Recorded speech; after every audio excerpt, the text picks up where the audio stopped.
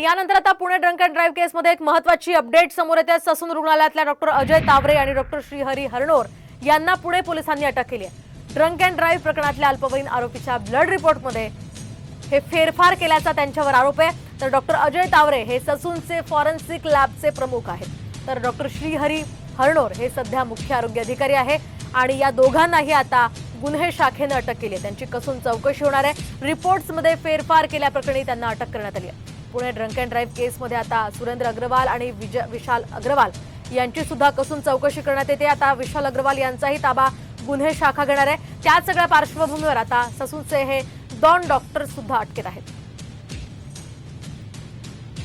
दरम्यान या प्रकरणामध्ये का त्यांना अटक झाली आपण सविस्तर पाहूयात। अल्पवयीन आरोपीच्या ब्लड रिपोर्टमध्ये छेडछाड झाल्याची माहिती पोलीस तपासात उघड झाली आहे आणि त्यामुळे त्यानंतर रात्री पुणे पोलिसांच्या गुन्हे शाखेची एक महत्त्वाची बैठक पार पडली। या बैठकीत वरिष्ठ पोलिसांनी ससूनच्या आरोपी डॉक्टरांवर कारवाईच्या सूचना दिल्या